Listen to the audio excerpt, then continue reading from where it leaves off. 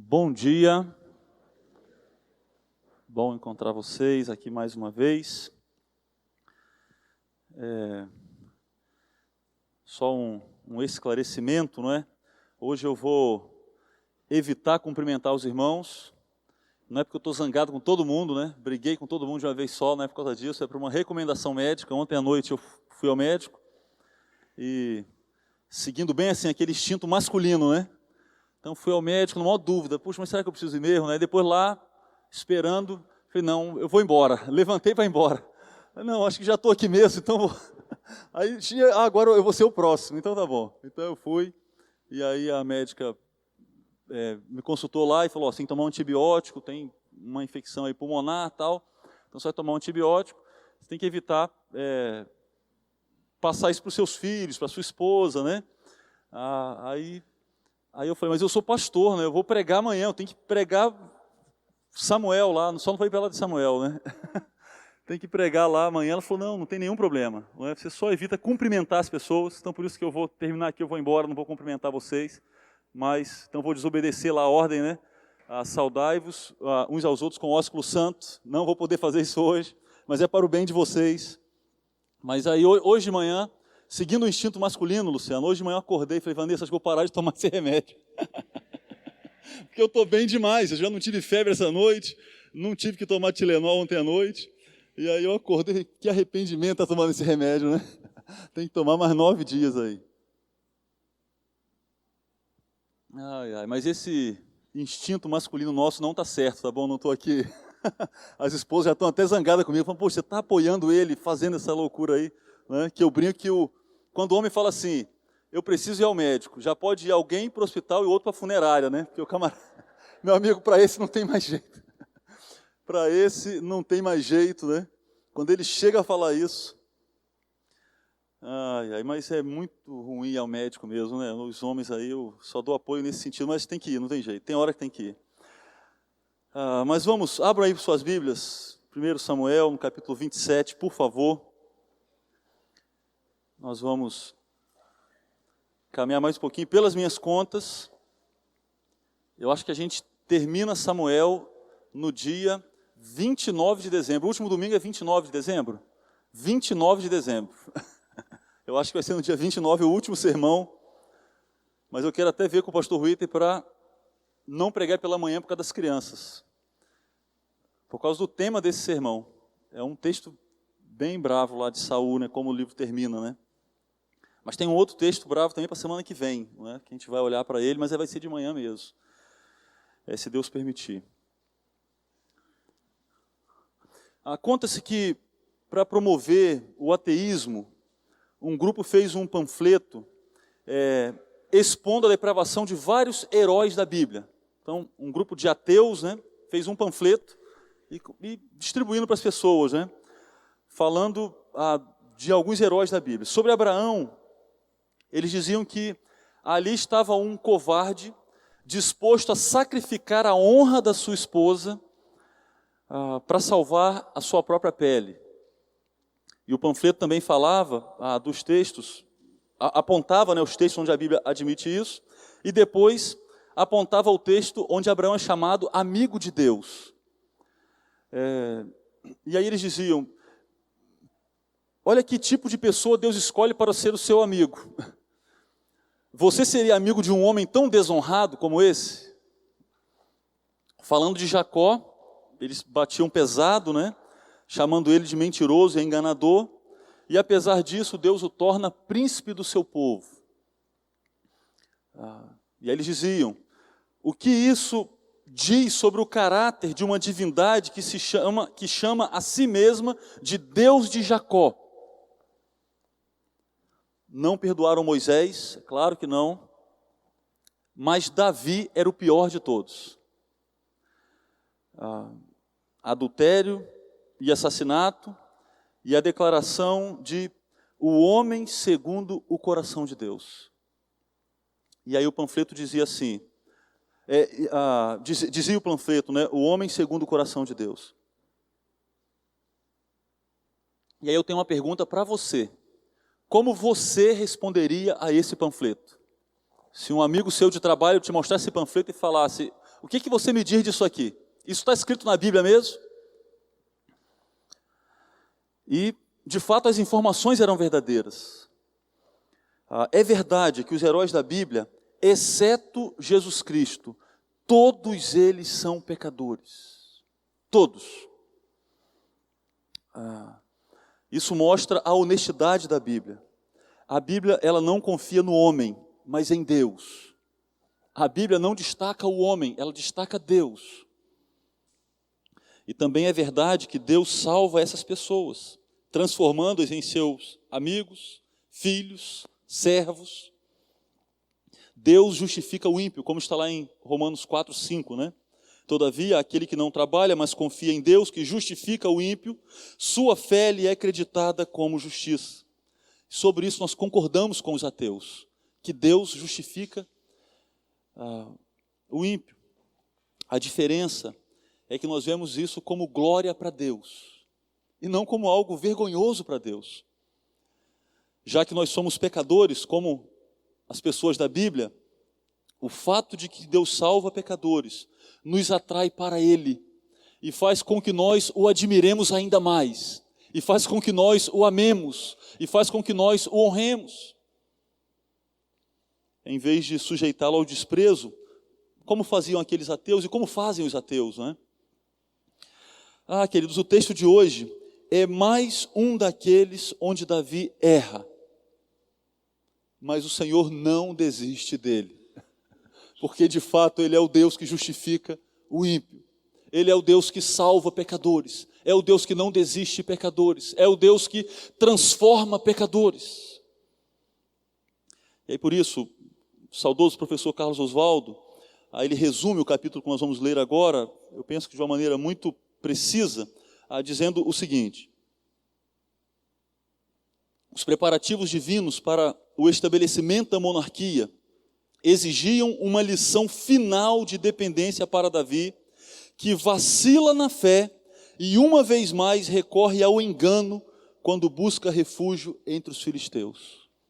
Está lá Davi errando mais uma vez, mas está lá Deus ensinando mais uma vez Davi, de maneira perseverante, que ele precisa aprender dependência dele, de Deus. Isso fazia parte dos preparativos de Deus para que Davi ocupasse futuramente, e aqui ele já estava bem próximo de ocupar o trono de Israel, faltava menos de 2 anos aqui, para que ele ocupasse finalmente o trono de Israel, que já estava prometido já há vários anos, e nós temos acompanhado essa história. Davi, ele entende que as promessas de Saul, você que tem acompanhado essa série aqui, não vou dizer que essa novela aqui, mas o pessoal tem falado comigo, eu falei, gente, está parecendo que é até uma novela na igreja, né? Eu estou esperando o capítulo tal, né? E de fato, a narrativa é assim, não é? Você que tem acompanhado, você deve estar lembrando que o último texto que estudamos, ele termina com Saul, mais uma vez, abençoando Davi e fazendo promessas lá, não é? E ele se declara amigo de Davi. Davi não confia naquelas palavras de Saul, ele sabe que o tempo ia passar e Saul voltaria a persegui-lo de novo, e tentaria matá-lo de novo, e jogaria a lança de novo, e sairia atrás dele com os soldados de novo. Então ele não confia naquelas promessas de Saul, por isso ele considera melhor sair de Israel e buscar refúgio entre os filisteus. E aí o Carlos Oswaldo diz assim: em minha opinião, este é um ponto muito baixo para Davi em sua vida de fé, em que uma vez mais ele recorre a meios enganosos para alcançar seus fins, que é o que ele vai fazer aqui.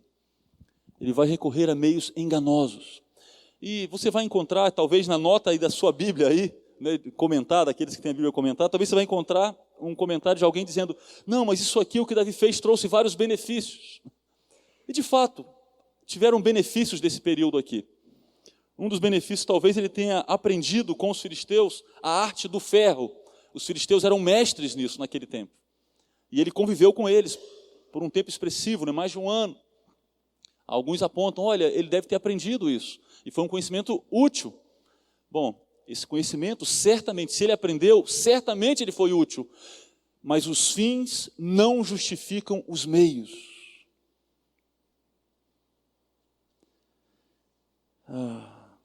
Quando consideramos, né, a linguagem empregada no verso 5, que vamos ver daqui a pouco, no 12 também, parece que Davi coloca a si mesmo e a seus homens a serviço de Aquis, o rei filisteu, como um vassalo. Tem um autor bíblico muito bom, aqui tem um livro chamado A História de Israel. Ele fala, olha, parece que Davi ele se compromete em ser um servo submisso a esse rei quando ele assumir o trono.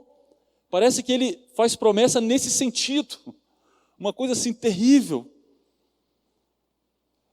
Parece que ele jura vassalagem, né, o termo técnico aí, né, para aquele rei. Queridos, embora do ponto de vista humano, aquele plano astuto montado por Davi tenha sido altamente bem sucedido. Ele conquista o favor do rei, também dos moradores de Judá. Ele foi uma clara demonstração do tipo da autoconfiança que o Senhor queria remover do coração de Davi. O Senhor não queria que Davi fosse autoconfiante. Aliás, nós não somos chamados para sermos autoconfiantes. Não. A oportunidade,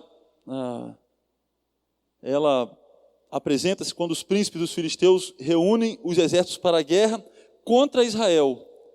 E agora, o rei filisteu, ele vai desejar que Davi seja o seu guarda pessoal, lutando contra os israelitas. Imagine só.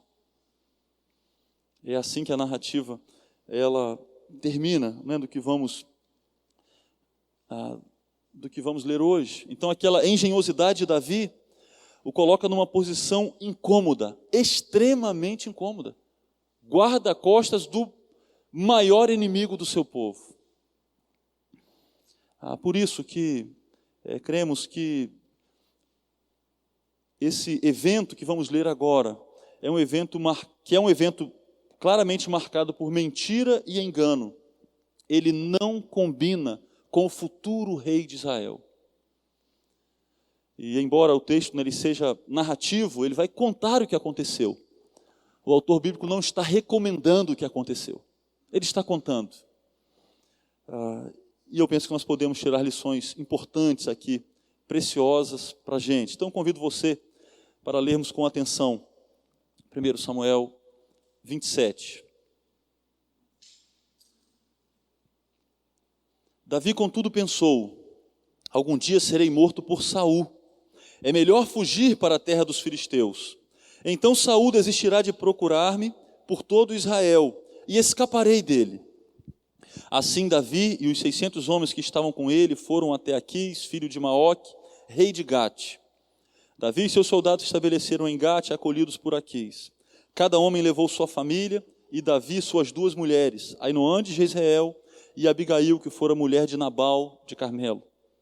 Quando contaram a Saul que Davi havia fugido para Gate, ele parou de persegui-lo. Então Davi disse a Aquis: se eu conto com a tua simpatia, dá-me um lugar numa das cidades desta terra, onde eu possa viver. Porque este teu servo viveria contigo na cidade real. Naquele dia, Aquis deu-lhe Ziclag. Por isso Ziclag pertence aos reis de Judá até hoje. Davi morou em território filisteu durante 1 ano e 4 meses. Ele e seus soldados atacavam os Gessuritas, os Gersitas, os Amalequitas, povos que desde tempos antigos habitavam a terra que se estende de Sur até o Egito. Quando Davi atacava a região, não poupava homens nem mulheres, e tomava ovelhas, bois, jumentos, camelos e roupas. Depois retornava a Aquis. Quando Aquis perguntava: quem você atacou hoje? Davi respondia: o Neguebe de Judá, ou o Neguebe de Jerameel, ou o Neguebe dos queneus. Ele matava todos, homens e mulheres, para que não fossem levados a Gate, pois pensava: eles poderão denunciar-me. Este foi o seu procedimento enquanto viveu em território filisteu. Aquis confiava em Davi e dizia: ele se tornou tão odiado por seu povo, os israelitas, que será meu servo para sempre. Naqueles dias, os filisteus reuniram suas tropas para lutar contra Israel. Aquis disse a Davi: saiba que você e seus soldados me acompanharão no exército. Disse Davi a Aquis: então tu saberás o que teu servo é capaz de fazer. Aquis respondeu-lhe: muito bem, eu o colocarei como minha guarda pessoal permanente.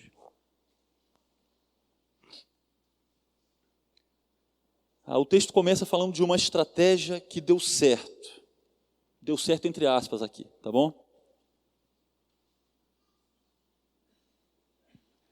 O pecado de Davi com Batseba mostra a fraqueza dele no seu período de força. Isso está lá em 2 Samuel 11.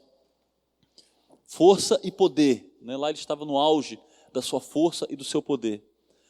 O relato que lemos agora mostra a sua fraqueza num período de ansiedade e aflição. E talvez só aqui já dá para a gente pensar um pouco, não é? Tanto nos momentos que nós desfrutamos de prosperidade, de benefícios da parte do Senhor, de estabilidade, nesses momentos nós somos tentados à queda. Isso é claríssimo lá em 2 Samuel 11. Se Deus permitir, daqui a um tempo a gente vai estudar esse texto, não sei, daqui a 1 ano, 2 anos, não é? No texto que lemos agora, nós vemos que nos períodos também de ansiedade, de aflição, de dificuldade, nós também estamos sujeitos à queda. Então, nesses 2 momentos, não podemos abrir mão da atenção, da vigilância, que nós somos chamados várias vezes a termos, tanto pelo próprio Jesus, como pelo apóstolo Paulo, pelo apóstolo Pedro. Mensagens claras no Novo Testamento e ilustradas aqui pelo Antigo Testamento. O narrador revela o que estava no coração do futuro rei. Davi, ele tinha medo de ser morto por Saul. E é isso que fala aí do verso 1, né? Ele pensa, é aquela mensagem que está no coração dele, que a gente tem falado aqui algumas vezes, não é? Aquela frase gravada. Olha o que ele diz: algum dia serei morto por Saul. Parece que ele tem uma certeza aqui. Olha, não tem jeito, do jeito que as coisas estão indo, ele vai me pegar. E aí por isso ele planeja uma fuga desesperada. Ele entende que o perigo era grande demais e ele não poderia ser administrado dentro das fronteiras de Israel, que era a terra prometida.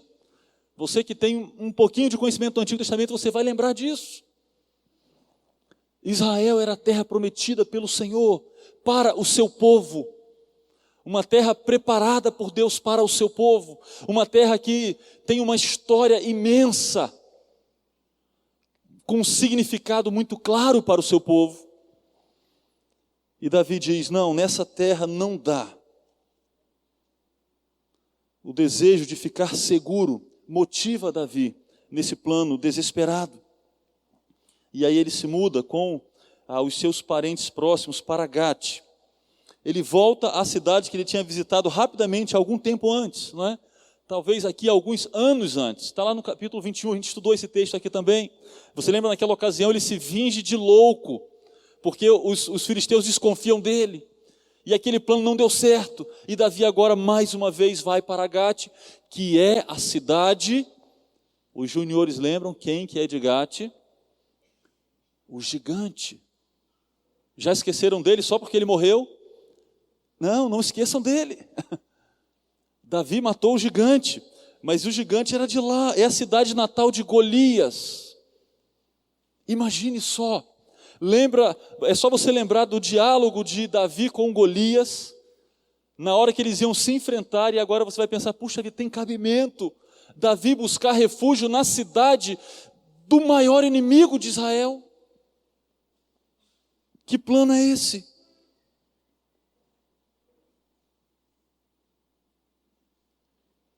O que pesa contra Davi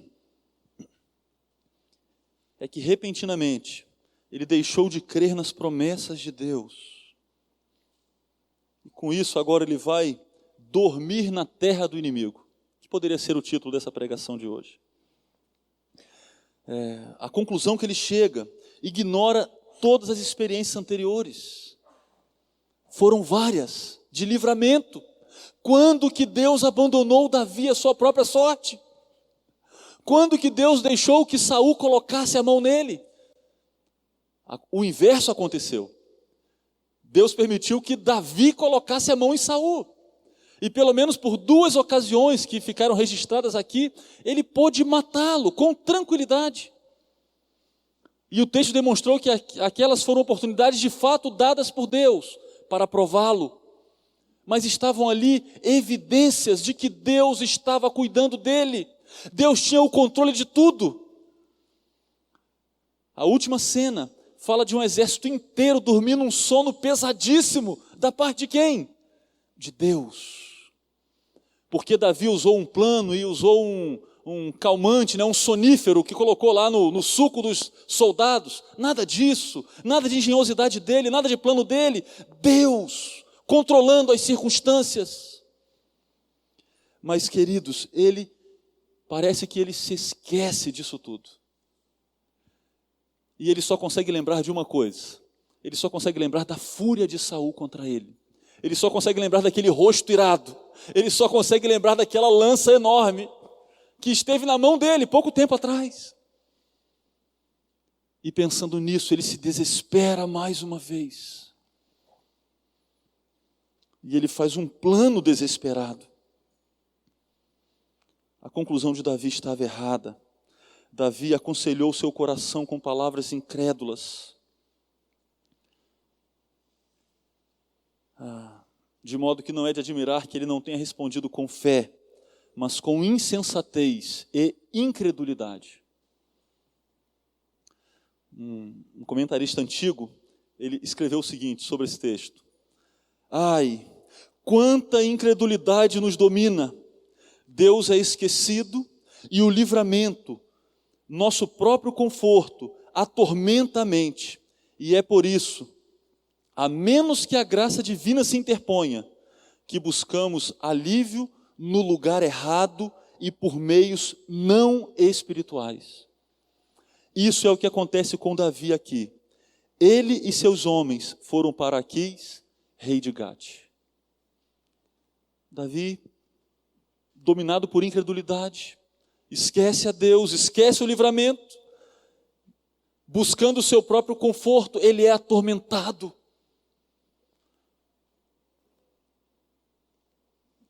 Queridos, mas esse pastor querido, saudoso, ele está falando do que acontece conosco.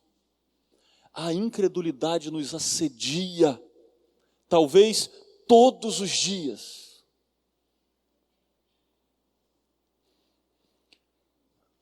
Você vai dizer, mas Davi não acertou em nada. Ele acertou sim, quanto à insistência de Saul em persegui-lo. Ele não se convenceu com aquele arrependimento de Saul, e nisso ele estava certo. Ele julgou a árvore pelos seus frutos, não é? E a conclusão que ele chegou foi sábia. É claro que Saul vai me perseguir de novo. Eu não vou acreditar nessas lágrimas aí. Essas lágrimas eu já vi algumas vezes, não é? Ele era habilidoso em chorar e dizer que estava arrependido. O retorno dele para Zif, nós vimos isso, né, no capítulo 26, indicou que não haviam muitos lugares de refúgio em Israel para ele e o seu grande grupo.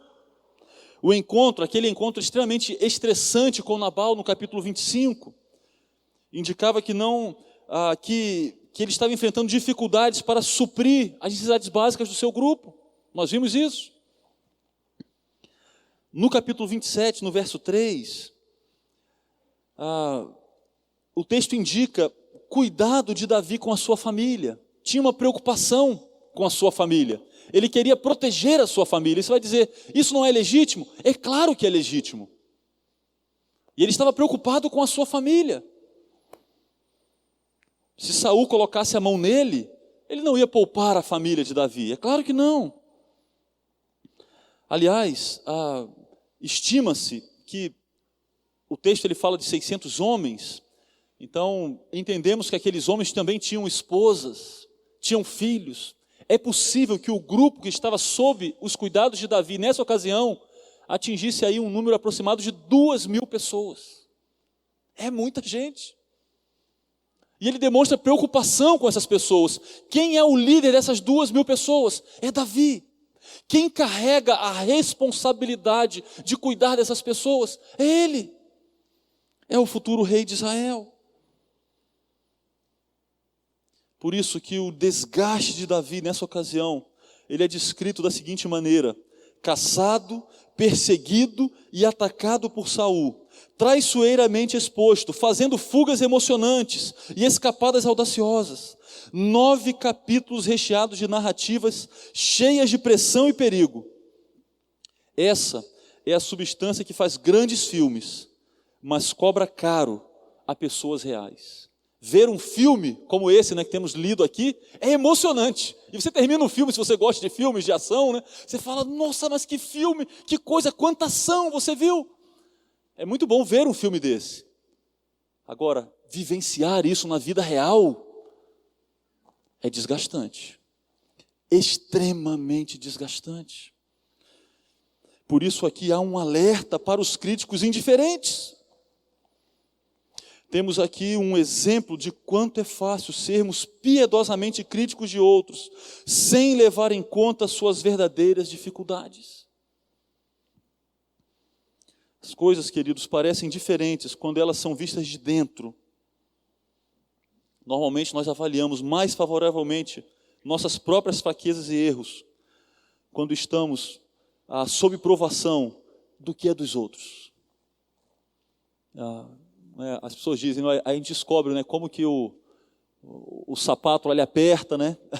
E aí o calo dói. Normalmente é assim. Nós tendemos à indiferença. Pimenta no olho do outro, né? É refresco. A gente brinca com isso, não é? Nós não podemos ignorar o cansaço do futuro rei de Israel nesse ponto. Dar um lenço quando alguém está chorando é uma atitude gentil e bondosa, mas o Senhor nos chama a chorarmos com os que choram. Sentir a dor e a pressão do outro tempera os nossos relacionamentos e, especialmente, o nosso aconselhamento. Nós somos chamados a sentir a dor do outro, a nos identificarmos com a dor do outro. Há também aqui um alerta para quem sofre. Uma resposta que Davi certamente daria aos seus críticos é que a prudência não se opõe à fé. O mesmo Deus que lhe prometeu salvação também lhe confiou o cuidado de muitas vidas. E o dever de Davi exigia que ele tomasse medidas prudentes para cuidar daquelas pessoas, para evitar o perigo. Queridos, mas confiar em Deus não liberava Davi do dever de encontrar uma base adequada para o seu grupo. Ou melhor, antes, não é? Confiar em Deus não requer que Davi confie em Saul e se coloque à mercê da sua inexistente misericórdia. Não, confiar em Deus não é o mesmo que confiar em Saul. Confiar em Saul seria uma tolice. Agora, confiar em Deus também não liberava Davi do dever de encontrar uma base adequada para o seu grupo. Ele deveria procurar isso e buscar isso. O próprio Jesus, ele foi modelo de prudência. Então, um dos versículos que ilustram isso está lá em João 7,1. Depois disso, Jesus percorreu a Galileia, mantendo-se deliberadamente longe da Judéia, porque ali os judeus procuravam tirar-lhe a vida. E ninguém vai acusar Jesus de incredulidade e dizer, puxa, Jesus estava fugindo, está vendo que coisa, ele era medroso. Não, ele foi prudente. Não estava na hora dele morrer ainda. E por isso ele evita a Judéia nesse tempo.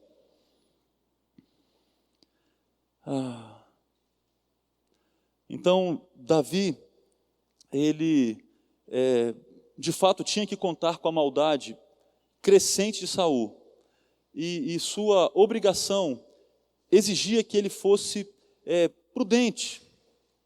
Os cristãos também não devem se envolver em atos sentimentais de insensatez. Uma mãe que luta com um grave problema de um marido violento, espancador dentro de casa, ela vai precisar proteger os seus filhos. e tomar medidas práticas para isso. Não dá para encarar isso de uma maneira romântica, não é? Não podemos fazer isso. Líderes missionários considerarão sábio levar em conta o perigo em certas partes do mundo, que são reais. E cuidados precisarão ser tomados, não é? Não dá para entrar hoje para evangelizar na Coreia do Norte, de terno, uma maletinha cheia de Bíblia, e dizendo, olha, eu vim aqui falar de Jesus para vocês. Não dá. Não dá para fazer assim lá, de jeito nenhum. Mesmo mandando uma família inteira, cheia de criança junto, não vai dar certo isso. É necessário um plano sensato para lidar com um perigo evidente, reconhecido.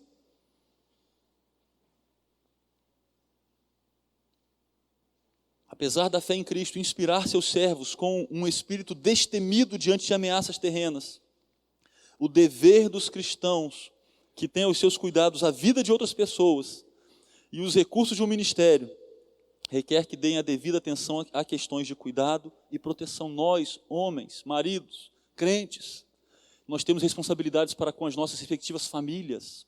Nós não podemos, em nome da fé, agirmos de maneira tola, insensata, ignorando advertências, ignorando os perigos, e em nome da fé, falando, não, mas é fé. Há uma diferença entre fé e tolice, entre fé e insensatez. Mas isso, às vezes, essa insensatez, ela é admirada em alguns meios. Mas isso não é admirado pela sabedoria bíblica. O Senhor nos inspira a um espírito destemido, sim, diante de ameaças. Mas Ele não nos inspira a insensatez. Há diferença. Mas Davi cruza uma fronteira que não deveria ter cruzado. E a Bíblia é cheia de exemplos de israelitas buscando salvação fora da terra prometida. E talvez você já tenha lembrado aí de Abraão, de Ló, do marido de Noemi. Alguns exemplos, não é? E Davi, ele cruza a linha da deslealdade quando ele parte de Israel para Gate. E agora ele não pode evitar as consequências. Algo que nós não notamos nesse texto, não é? E aí o pessoal aí do Pregue a Palavra, né, uma pergunta importante para fazer aqui de algo que não está no texto. Por que esse texto não fala de nenhuma consulta de Davi a Deus? Já que ele tem uma decisão tão importante para tomar, já que ele tem um plano tão audacioso, por que ele não consulta a Deus? Parece que não é uma coincidência. Ele está fazendo um plano dele.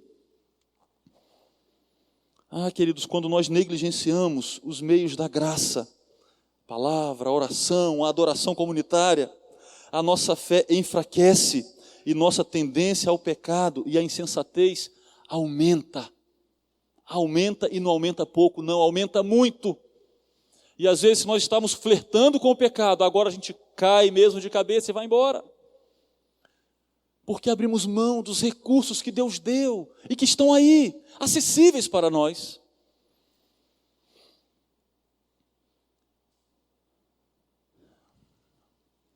Desde a sua última estada em Gate, algumas coisas mudaram.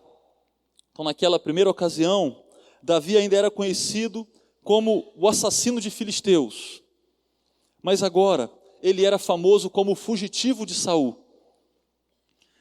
E agora ele tem um grupo grande também, seguindo a ele. E quando o rei de Gate, ele olha para aquilo ali, ele pensa, puxa, eu posso me favorecer dessa situação. Já que ele é inimigo do rei de Israel, eu vou me favorecer. Aí por isso ele é bem recebido pelo rei. Depois ele pede uma cidade para se estabelecer. Ele ganha a cidade de Ziklag. Na sequência nós vamos ver um evento relacionado a essa cidade, não é? Nos próximos capítulos aí. Nas cenas aí dos próximos capítulos. E durante 1 ano e 4 meses, Davi mora naquele lugar. Esse aqui é o último período antes da sua subida ao trono. Então nós já estamos no fim dessa primeira parte da história. O deserto que é citado aí, nesse deserto, tribos nômades costumavam habitar aquela região e também usavam aquele ambiente árido como meio de defesa. Era um ambiente não favorável. E Davi ele vai usar uma estratégia para agradar o rei. Ele vai guerrear contra aquelas tribos nômades, que não eram israelitas. Não, eram inimigos de Israel. Só que, o que ele vai fazer?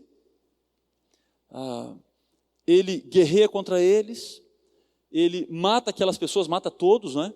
Ele não deixa nenhum sobrevivente, e aí ele traz o espólio da guerra, não é? o que ele ganha ali daquelas batalhas, e ele serve ao rei daquela maneira. Só que para o rei o que ele diz? Eu lutei contra os israelitas, eu lutei contra eles.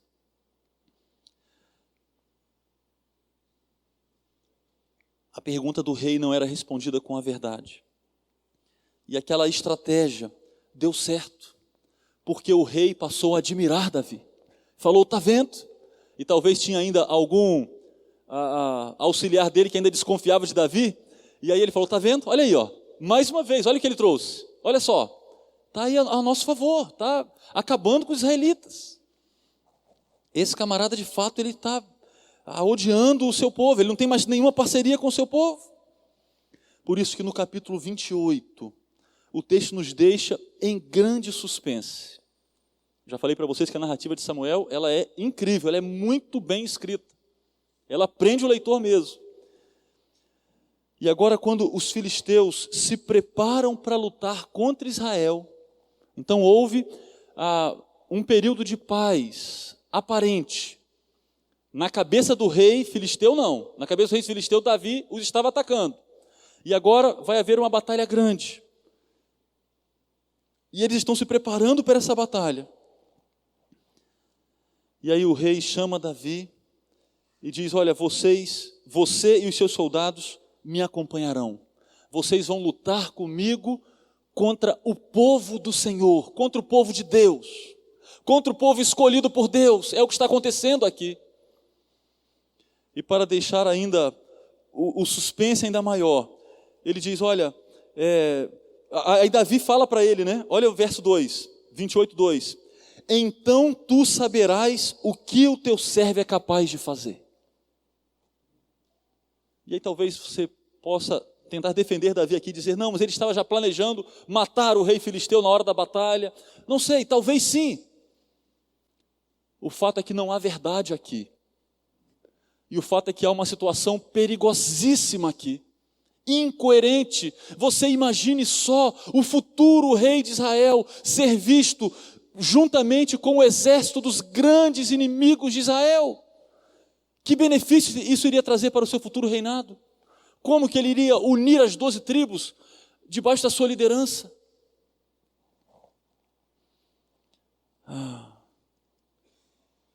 E aí o rei diz, muito bem, eu o colocarei como minha guarda pessoal permanente. Você vai do meu lado. E é assim que essa cena termina. Porque daqui para frente o narrador vai focar agora em Saul. Nós não vamos ver isso hoje, né? Queridos, 3 temas se destacam nesse período. Nós já estamos terminando aqui. Primeiro, a habilidade de Davi em administrar uma situação muito delicada. Existe habilidade de Davi aqui? Existe, é visível. Uma habilidade incrível, porque a situação era muito delicada. Não era fácil, não. O problema é que Davi estava se tornando habilidoso em enganar. E assim ele estava violando a lei de Deus. E nesse tempo, então, há uma mistura de fé e concessão ímpia por parte de Davi. Alguém vai dizer, puxa, mas ele não ataca os israelitas, ele ataca os inimigos de Deus. E com isso ele está contribuindo para que o povo de Deus tome posse da terra prometida. Tudo bem, há um pouco de fé aqui, mas também há incredulidade, porque há mentira. Ele está fora da terra prometida. Ele não está servindo o povo de Deus declaradamente a serviço de Deus. Não, ele está aqui a serviço de um rei ímpio. É isso que ele está falando para aquele rei e para os seus homens. Imagine só, aqueles todos aqueles homens que serviam Davi, que lutavam com ele, eles tinham que falar o quê? A mesma coisa que ele. Eles estavam sendo doutrinados na mentira.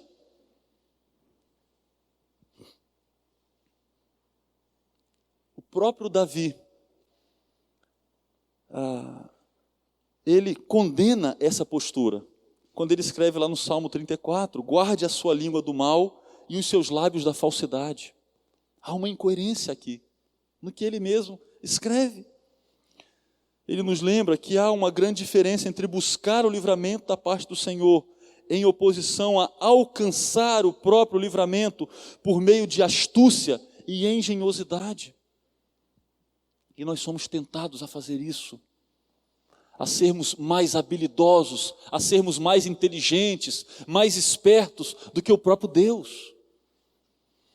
E há uma situação, e há uma oportunidade, mas tem um problema ético no meio. E há o jeito de uma solução, não é? A ser tomada. Não, hoje em dia, para citar um exemplo, né? Então, para burlar a lei brasileira das pensões, algumas pessoas não se casam, né? Viúvos. Alguns não se casam. Eles fazem uma união estável. E eu já ouvi crentes argumentando, com cabelos brancos, argumentando que isso é legítimo. Uma vez a filha de um pastor falou isso para um amigo nosso que é advogado, é pastor e é advogado, tem formação em direito, e ele ficou muito bravo, ele falou, não é. União estável não é casamento. E ele falou, como advogado, é bom demais ouvir isso, né? Não é. E a moça, é sim. Ele falou, não é, não é. Isso é um jeitinho, engenhosidade humana. Espera aí, se dois viúvos vão se casar, não há impedimento bíblico para isso, queridos. Tem problema de viúvos se casar? Não tem. A Bíblia é claríssima em falar isso. Morreu o cônjuge, ele está livre daquele compromisso. Acabou a aliança. O pastor Ito lembrou esses dias aqui, o casamento não é eterno. Aí alguém diz, mas nós vamos viver do quê? Não é melhor viver de 2 pensões, ou de 3, ou de 4, do que só com uma? Ou quem é que sustenta esse casal? Não é o Deus que estabeleceu, que nos manda nos submetermos às leis, nos manda termos uma vida ética, irrepreensível. É Ele quem sustenta. Um terceiro tema dessa narrativa, nesse período, é que apesar de toda a sua astúcia, Davi não foi capaz de lidar com as consequências imprevisíveis das suas ações enganosas. Por isso que o texto termina com um resultado alarmante. A possibilidade de Davi lutar contra Israel.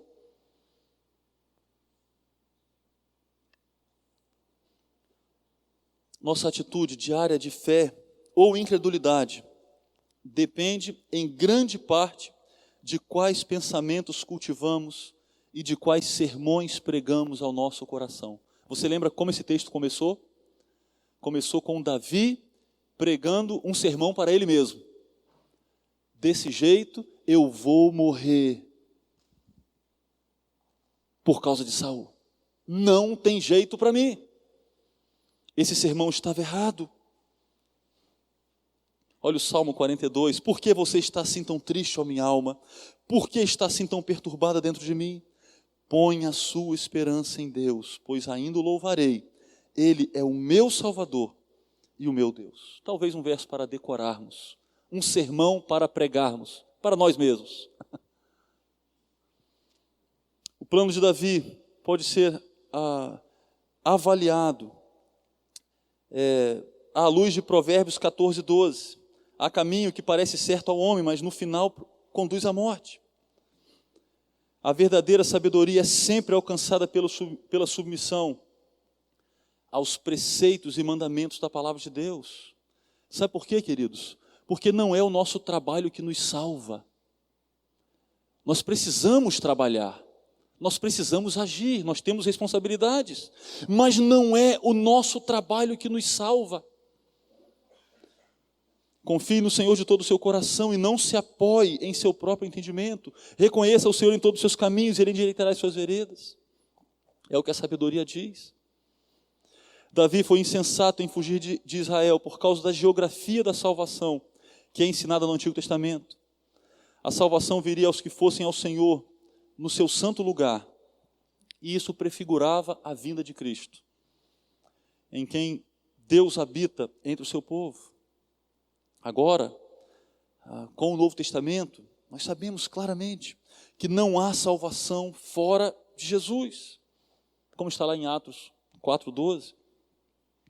Apesar de qualquer circunstância, nós devemos permanecer em Cristo. Não estamos livres para escolher a nossa própria salvação nessa vida. Permanecendo nele, nós podemos desfrutar da salvação que virá no fim desse longo caminho. Queridos, o pecado em Davi lembra-nos da necessidade que temos de Cristo. E o panfleto dos ateus? Você lembra lá do panfleto dos ateus? O panfleto dos ateus acusa a Deus de justificar o ímpio. Mas a Bíblia dos crentes exalta a Deus por justificar os ímpios. O descendente de Davi satisfez a justiça de Deus e por isso há esperança para pecadores, inclusive para mim e para você. A salvação que recebemos não é um salário merecido e a obediência que buscamos na condição de salvos, ela é motivada e promovida pelo nosso Salvador maravilhoso. Vamos falar com Ele mais uma vez. Se você quiser, você pode ficar em pé, por favor.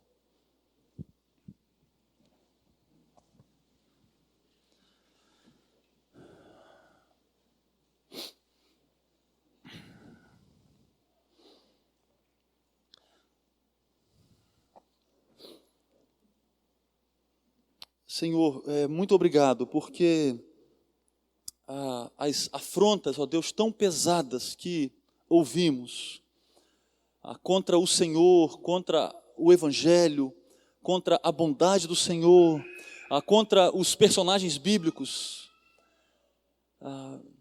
essas afrontas, ó Deus, não abalam a nossa fé e não destroem a nossa fé. Porque a Tua palavra revela o Seu modo de agir, que justifica o ímpio, por meio de um plano maravilhoso, sem corromper a Sua justiça, e ao mesmo tempo sem desistir de pecadores. Ó Deus, obrigado, porque quando lemos sobre o pecado de personagens bíblicos que admiramos, nós somos exortados, nós somos corrigidos, e também somos encorajados. Senhor, que alegria saber que o Senhor não desistiu de Davi. Embora várias vezes ele tenha flertado, ó Deus, com situações pecaminosas, várias vezes de fato tenha se envolvido em pecados, o Senhor não desistiu dele, mas o Senhor continuou ensinando o seu servo, preparando o seu servo.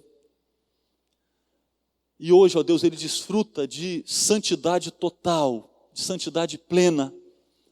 E é o que nós desfrutaremos no futuro também. E isso nos encoraja muito, Senhor, nós queremos te bendizer por isso. Ó Deus, mas enquanto estamos aqui, nós pedimos que o Senhor nos socorra em nossas fraquezas, em nossas angústias. Naqueles dias, ó Deus, mais desesperadores. Livra-nos, ó Deus, de pregarmos para nós mesmos sermões errados. Traga, ó Deus, para a nossa mente tudo que o Senhor já fez por nós. Tudo que o Senhor já fez pelos seus servos, que está registrado na sua palavra. E encha-nos, ó Deus, fortaleça a nossa fé, encha-nos do Senhor, para, ao invés de fazermos planos engenhosos, marcados por padrões baixos, ó Deus, para que os nossos planos, todos eles sejam dependentes do Senhor, marcados por conselhos sábios, marcados, ó Deus, por pelo desejo de agradar o Senhor. Nós oramos em nome de Jesus. Amém. Joia, podem sentar, queridos.